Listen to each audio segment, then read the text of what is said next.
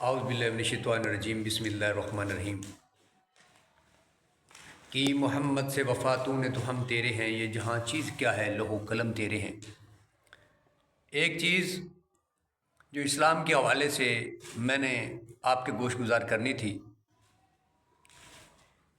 کہ ہم سب لوگ اپنے اپنے مسلک کو پروان چڑھانے کے لیے، آباد کرنے کے لیے، مضبوط کرنے کے لیے جدوجہد کرتے ہیں۔ اسلام کو کلیتاً ہم نے چھوڑ دیا ہے۔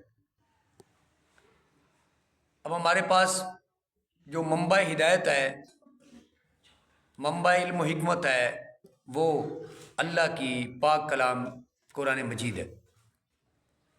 اس اللہ کی پاک کلام سے، اس قرآن سے، اس منبع علم و حکمت سے ہم لوگ لے کیا رہے ہیں؟ فقط دو چیزیں لے رہے ہیں۔ فقط دو چیزیں لے رہے ہیں۔ ایک، پورے قرآن کو جب ہم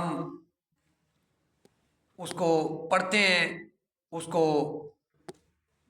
اس میں سے کچھ ڈھونڈتے ہیں، تو فقط ایک چیز ڈھونڈتے ہیں کہ ہم نے دوسروں کی انسلٹ کیسے کرنی ہے، دوسروں کو کم تر کیسے ثابت کرنا ہے، دوسروں کو غلط کیسے ثابت کرنا ہے۔ یا دوسرا ہم لے رہے ہیں وہ یہ کہ ثواب کس طرح حاصل کرنا ہے۔ افسوس، صد افسوس، افسوس در افسوس۔ اقبال نے ٹھیک کہا تھا کہ وائے ناکامی کے متاع کارواں جاتا رہا، پھر افسوس اس بات پر نہیں کہ مال لٹ گیا، افسوس کہ کارواں کے دل سے افسوس زیاں جاتا رہا۔ ہم نے تو پلٹ کر کبھی دیکھا بھی نہیں۔ ایز اے نیشن ہم کہاں گرے پڑے ہیں، کبھی دیکھے ہی نہیں۔ ہمارے سسٹم کو چیک کر لیں، ہمارے بازار کو چیک کر لیں، ہمارے اس بنیادی ڈھانچے جو مسلمانوں کا ڈھانچہ ہے، پاکستان کا ڈھانچہ ہے، اس ڈھانچے کو چیک کر لیں۔ پورے کا پورا ڈھانچہ کرپشن پہ کھڑا ہے، جھوٹ کی بنیاد پہ کھڑا ہے۔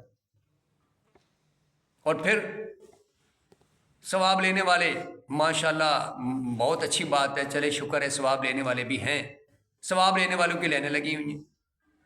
قوم نیچے جا رہی ہے، قوم گر رہی ہے، مورال گر رہا ہے۔ پوری دنیا میں اسلام ہم نے تماشا بنا دیا، لیکن پھر بھی کبھی پلٹ کر سوچا نہیں کہ اسلام مکمل ضابطہ حیات ہے۔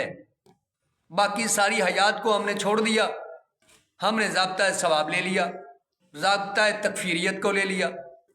اسلام ضابطہ حیات ہے۔ ہماری زندگی سے جھوٹ کیوں نہیں ختم ہوا؟ ہماری زندگی سے ظلم کیوں نہیں ختم ہوا؟ ہماری زندگیوں سے منافع خوری کیوں نہیں ختم ہوئی؟ ماشاءاللہ پورے ملک میں آپ گھوم لیں، کسی مکتبہ فکر کی دکان ہو، آپ جائیں وہاں ایک نمبر چیز لے کر دکھائیں، نہیں ملے گی، ڈھونڈنے سے نہیں ملے گی۔ کیوں نہیں ملے گی؟ کیونکہ ہم لوگ اسلام والے ہیں نا۔ ہم لوگوں نے اسلام کو اپنایا ہی نہیں۔ اسلام فقط ثواب کے لیے نہیں ہے، آپ کی زندگیوں پہ اثر انداز ہونے کے لیے ہے۔ پھر وہ بطور اقبال وہ ٹھیک ہے نا کہ مٹا دے اپنی ہستی کو گر مرتبہ چاہے کہ دانا خاک میں مل کر گلے گلزار ہوتا ہے۔ شیر و شہین تیرے غلام ہائے تو خاص ہو کر بھی آ جانا، میدان میں آ۔ اگر تو واقعی دیندار ہے تو میدان میں آ اور جو حق ہے دینداری کا ادا کر۔ پھر میں دیکھوں کہ رزق حلال کما کر تو حج پہ جائے، رزق حلال کما کر تو کاروبار کرے، تجارت کرے، رزق حلال کما کر تو ہر رائے حق پر خرچ کرے، رزق حلال کما کر تو پھر باقی معاملات دنیا کے چلائے، اور پھر تو کہے کہ میں دیندار ہوں تو بات سمجھ میں آتی ہے۔ اور ظلم کر کے، جبر کر کے، لوگوں کا مال لوٹ کر، دھوکہ دہی سے اگر تو اپنے آپ کو حاجی صدوائے، اپنے آپ کو کوئی تاجر کہلوائے، اپنے آپ کو تو بڑا مالدار کہلوائے، تو پھر میں کیسے مان لوں کہ واقعی تو اللہ سے محبت کرتا ہے؟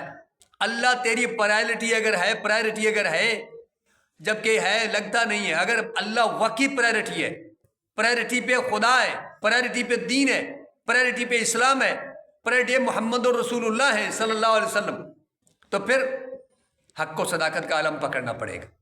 سچائی سے، ایمانداری سے، نیک نیتی سے، صبر سے، شکر سے زندگی بسر کرنی پڑے گی، چاہے وہ پھر اس سچائی اور ایمانداری کی وجہ سے آپ کو کسی کے باغ میں مزدوری بھی کرنی پڑے، جیسے کہ مولا علی مشکل کشا شیر خدا نے کی تھی۔ آؤ نا بداؤں لگاؤ، پتہ چلے کہ آپ واقعی آپ کی پرائرٹی اسلام ہے۔ اللہ کرے ہو جائے۔